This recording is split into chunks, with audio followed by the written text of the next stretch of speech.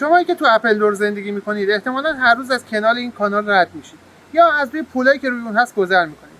اما این کانال داستان خیلی جذابی داره. با من همراه باشید تا داستانش رو براتون تعریف کنم.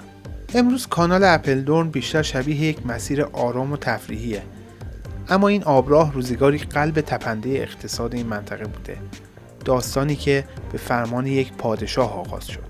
در سال 1825 شاه ویلیام یکم که به شاه تاجر شهرت داشت دستور داد کانالی ساخته بشه تا اپلدورن رو به رودخانه آیسل متصل کنه و از اونجا به مسیرهای بزرگتر تجاری در زودفن، دوسبورگ و آرنهم راه پیدا کنه. 4 سال بعد کانالی به طول 30 کیلومتر افتتاح شد.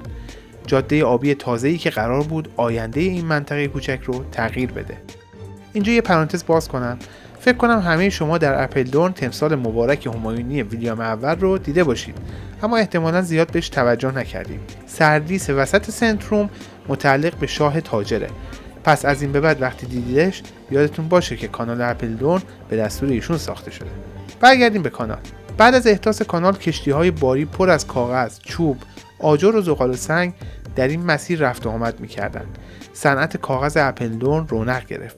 کارخونه‌ها توسعه پیدا کردند و صدها شغل تازه ایجاد شد.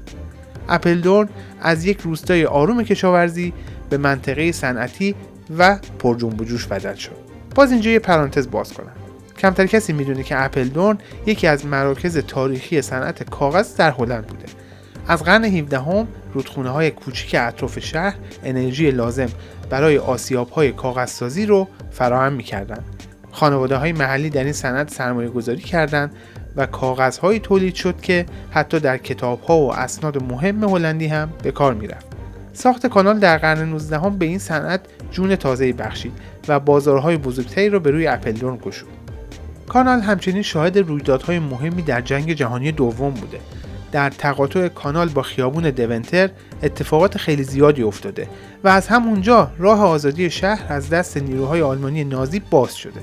الان هم برای گرامی داشته اون رویداد یادبودی در همون مکان نصب شده و میتونید اون رو ببینید. اما با ورود راهن در قرن 19 و کامیون‌ها در قرن 20 اهمیت کانال رو به افول گذاشت. کانال باریک و کم عمق و کشتی‌های بزرگ دیگه نمیتونستن در اون حرکت کنن. هزینه نگهداری اون بالا رفت و صنایع محلی نیز راه‌های سریع‌تر و ارزان‌تری رو ترجیح دادن. در سال 1972 بود که آخرین کشتی تجاری از این آبراه عبور کرد. بعد از اون کانال معنای تازه‌ای پیدا کرد. نگرانی‌ها درباره کیفیت آب و آلودگی صنعتی و همچنین تغییر نگرش به محیط زیست باعث شد کانال به عنوان یک کریدور سبز و فضای طبیعی بازتعریف بشه. امروزه این آبراه میراثی تاریخیه، مسیری آرام برای دوچرخه سواران و پیاده روی و جایی برای طبیعتی که دوباره در قلب شهر جان گرفته. کانالی که روزگاری شاهرگ اقتصاد بود، حالا پلی است میان تاریخ، زندگی روزمره و طبیعت اپلدورن.